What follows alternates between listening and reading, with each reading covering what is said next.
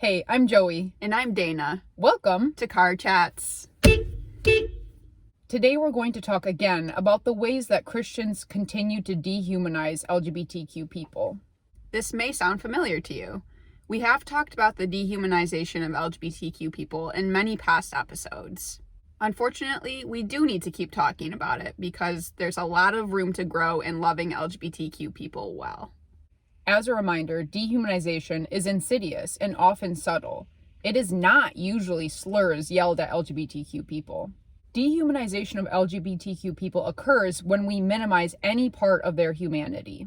Instead of seeing a holistic human, we boil their identity down to their sexuality or gender identity and see only that piece of them.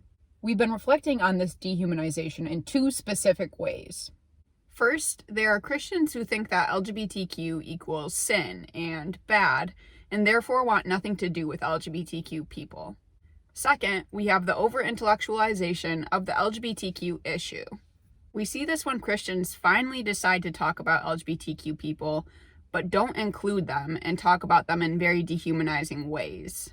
Let's go into a little bit more depth about each of these. Interestingly, both of these ways of treating LGBTQ folks lack nuance. When people immediately label LGBTQ folks as bad or sinful, they're writing off every other piece of that person's humanity. This response often stems directly from fear of difference. Often when we don't understand something about someone, our first reactions are discomfort or fear. That can cause us to distance ourselves. When there is separation between you and a group of people, it becomes very easy to pass simplistic judgments about them and to lack empathy for them. When we started our YouTube channel, we chose to talk about our favorite foods, our ideal weekends, and books we love. We know that as gay and bi people, it can be easy for others to see just our sexuality, and we wanted to counter that by connecting at a very human level. Unfortunately, we know that many people will no longer want to listen to or trust our voices once we've shared about our sexualities.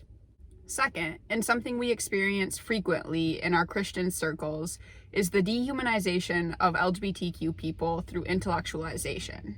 In discussions about LGBTQ people and Christianity, so much emphasis is placed on finding the right answers through biblical scholarship and theology that LGBTQ people are often lost in these conversations. We know that in every other realm of difference, think race, ability, class, the best way to understand people who are different than us is to listen to them and to get to know them. This doesn't mean that we're throwing out the Bible, but it does mean that we can't read the Bible in a vacuum. We believe that God calls us to live wholehearted lives, and that part of how we can learn and grow is by using all of the resources that God has given us. These include emotions, scientific knowledge, personal experiences, and human stories. When it comes down to it, the Bible doesn't say anything about LGBTQ people, but it does say a lot about how we should treat people in general.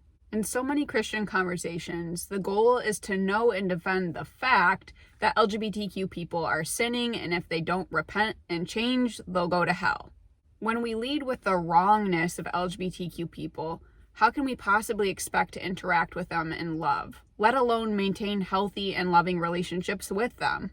The reality is, believing that LGBTQ people are sinning gives Christians justification to mistreat or disregard LGBTQ people.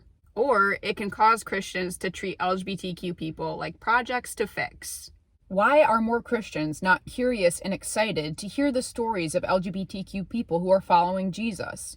We believe that many Christians cannot see past the perceived sin of LGBTQ people in order to hear and trust their stories. If we are going through life disregarding the experiences and stories of others, we might want to re-examine the Jesus that we're following. What does the Bible tell us about how Jesus spent his time here on earth?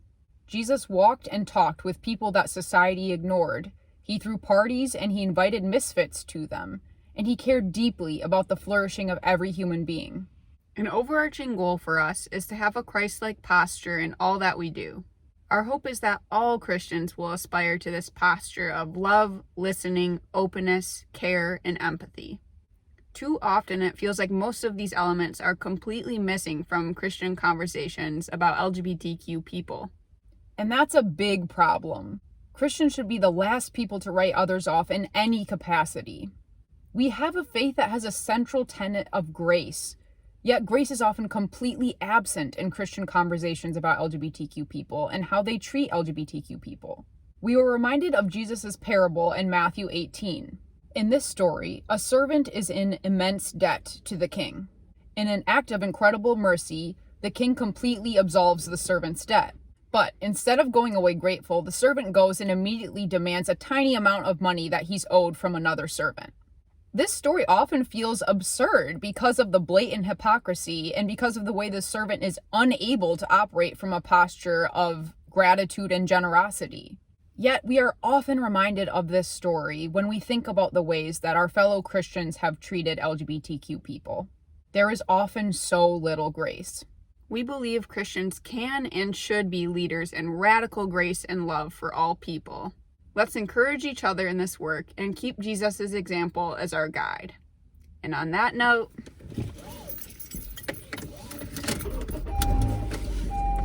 We'll be back. bye everyone. That's a big problem. Can't read the back. What? What? Huh? In discussions about, I already failed. First, I don't know what to say first. Of the LGBTQ issue. Why do I do so many quotes? We can't read the Bible in a vacuum. Bible in a vacuum. Nice. Great. Nice. You did it.